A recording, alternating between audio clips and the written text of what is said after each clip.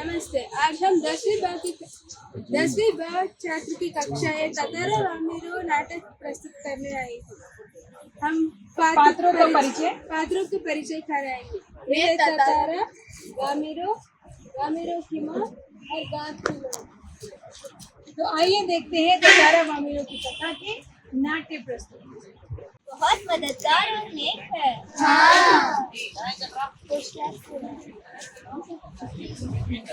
यहाँ गाँव के लोग ततारा की तलवार के बारे में बात कर रहे हैं।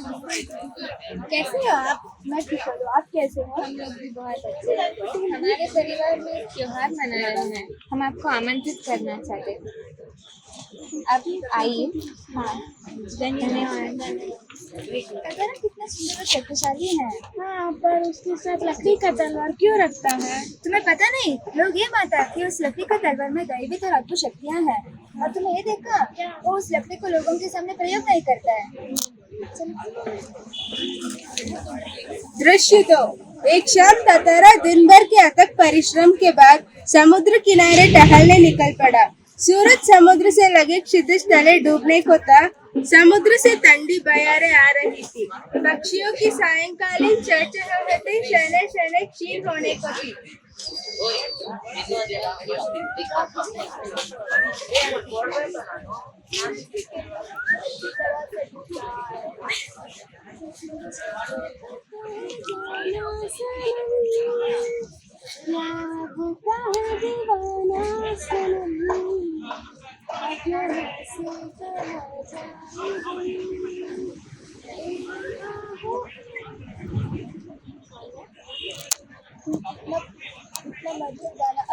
अधूरा क्यों रोक दिया? पहले तुम ये बताओ कि तुम हो कौन? तुम्हें हमारा गांव का नियम नहीं पता कि एक गांव की लड़की दूसरे गांव के लड़के के साथ बात नहीं कर सकती। गीत पूरा करो ना, सच में तुम मधुर कर पाया हो। पहले मेरा प्रश्न का उत्तर दो, तुम हो कौन? गीत पूरा करो ना, अधूरा क्यों रोक दिया? अरे गीत का क्या हो गई तुम्हारी? मैं तब से पूछ रही हूँ कि तुम्हारा नाम क्या है, और तुम्हारा तो एक ही राग आलाप है कि गीत गाओ गीत गाओ। तुम्हें हमारा गांव का नियम नहीं पता कि एक गांव की लड़की दूसरे गांव के लड़के के साथ बात नहीं कर सकती, कोई संबंध नहीं रख सकती। गीत गाओ ना, पूरा करो तुम्हारा तो गीत का क्या हो गई? कौन हो तुम? गीत गाओ ना। रुको, मेरे जीवन में पहली बार है जैसे मैं ऐसे विचलित हुआ हूँ। मैं कुछ नहीं करूँगा, बस तुम्हारी नाम बता दो। वामीरो। वामीरो, वाह वाह, कितना सुंदर नाम है तुम्हारा। क्या तुम कल इसी चट्टान पे आओगे? नहीं, शायद कभी नहीं। लिखो, कल मैं इसी चट्टान पे आओगे और तुम्हारी इंतजार करूंगा। मैं शायद कभी नहीं आऊंगी। वामीरो घर पहुंचकर भीतर कुछ महसूस करने लगी।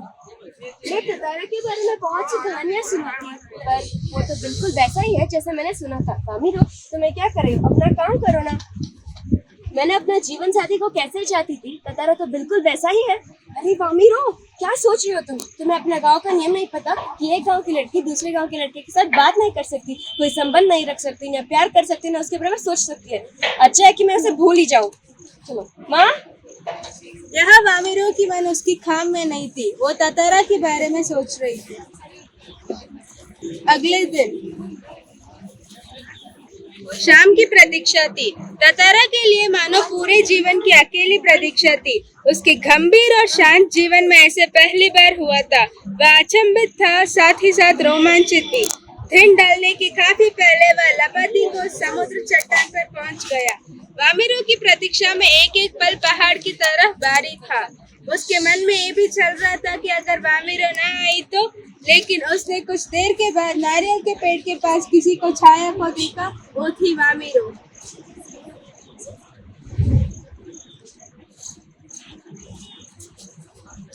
ऐसे ही ततारा और वामीरो एक दूसरे को रोज आते थे और निहारते थे।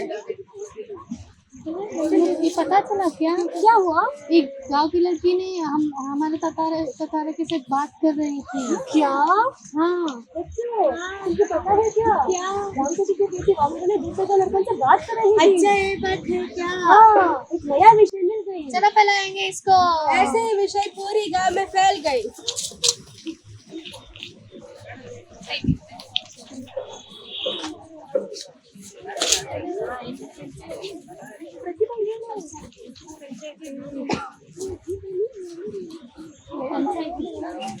तो दृश्य बदल रहा है और यहाँ पर हम एक पंचायत देखने जा रहे हैं। मेरा हाथ छोड़िए माँ, क्या हो रहा है इधर? क्या आप लोगों को पता नहीं कि एक गांव के लड़की दूसरे गांव के लड़कों से बात नहीं करना, और शादी तो दूर की बात है। इसमें गलती क्या है? क्या आपकी परंपरा पालन करना ये सही है? आपकी परंपरा हमारा बंधन बन रहा है। ये तो हम लोग की रूढ़ी है। आपकी रूढ़ी तो अच्छी नहीं है ना, पर पालन करना ही है ना। आपकी कौन सी रूढ़ी है जो हम दोनों को दूर कर रही है? आराम से की ले जाओ तुम्हारी बेटी को। कुछ समय के बाद पासा गांव में पशु पर्व का आयोजन हुआ था। पशु पर्व में हष्ट पुष्ट पशुओं के प्रदर्शन के अतिरिक्त पशुओं से युवक की शक्ति परीक्षा प्रतियोगिता भी होता है। वर्ष में एक बार सभी गांव के लोग हिस्सा लेते थे। तो हम लोग प्रतियोगिता देखने जा रहे हैं। यहाँ पर शक्ति प्रदर्शन चल रहा है। जो जीतेगा वह सबसे शक्तिशाली कहलाएगा।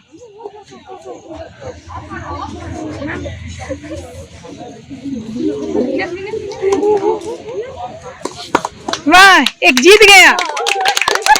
और इन लोगों में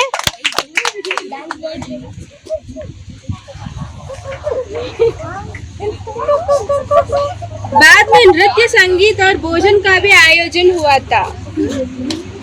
तो एक रंगारंग कार्यक्रम होने जा रहा है।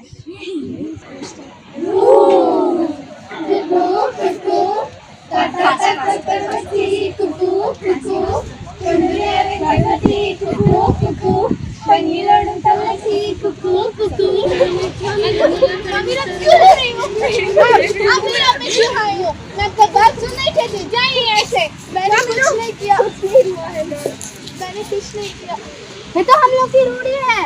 अब ये क्यों आई? मेरे जीवन की मेरे बेटी के जीवन में क्यों आई? मैंने कुछ नहीं किया, बस हम लोग प्रेम कर रहे थे। आपकी ही बात है, गलत बात है। मतलब रूढ़ी। रोक लो सभी।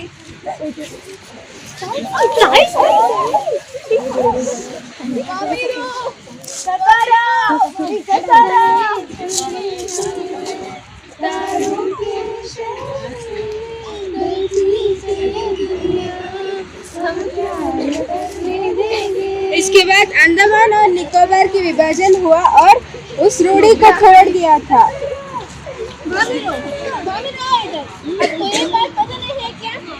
ऐसे प्रेम नहीं करना है। सुनो, मुझे कुछ भी नहीं सुनना। सुनो मामीरो। ततारा ततारा ततारा ततारा ततारा। सब लोग ततारा को ढूंढने में डूबे थे। पर खोजने के बाद न ततारा मिला और न वामीरो। और उनके त्याग के बाद कई वर्षों के बाद अंडमान में क्या परिवर्तन आया, निकोबार में क्या परिवर्तन आया? इस रूढ़ी को छोड़ दिया था। इस रूढ़ी को छोड़ दिया था जिससे प्रेमियों को बंधन बन रहा था। इसके बाद अंडमान निकोबार का विभाजन हुआ और इस प्रेमियों की साहस के बाद ये रूढ़ी छोड़ दिया था। और अभी अंडमान निकोबार में प्रेमियों का विवाह बन रहा है। एक गांव के लड़का दूसरे गांव की लड़की से प्रेम करके विवाह कर सकते हैं। तो ये जो कहानी है ये अंडमान निकोबार की कहानी है, एक जनजाति की कहानी है। पर इस प्रकार का जो व्यवहार है वो केवल एक द्वीप समूह में नहीं, हमारे आसपास भी होता रहता है। तो इस कहानी के माध्यम से रूढ़ियों का बंधन केवल ततारा या वामीरो की कहानी पर ही नहीं, हम सबकी कहानियों पर भी इसका असर डालता है। इससे हमें ये सीखना चाहिए कि रूढ़ियाँ और जो बंधन है वो तब तक के लिए ही सही है जब तक कि वह हमारे दुख का कारण ना बन जाए और हमें दुखित करके इतना ना मजबूर कर दे कि मृत्यु और या पागल होने की स्थिति भी ना आ जाए। तो समाज के जो बंधन होते हैं और परंपराएं होती हैं वो किसके लिए होती हैं? हमारे जीवन को आसान बनाने के लिए।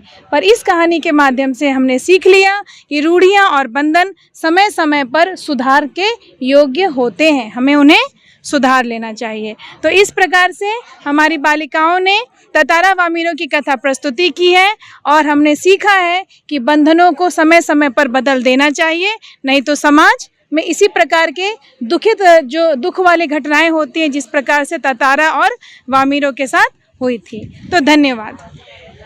और वामीरो क्या कहना चाहती है? ऐसे ही और अच्छी कहानियों और नाटक अच्छी सीख के साथ हम आपके सामने आएंगे। धन्यवाद। धन्यवाद। धन्यवाद।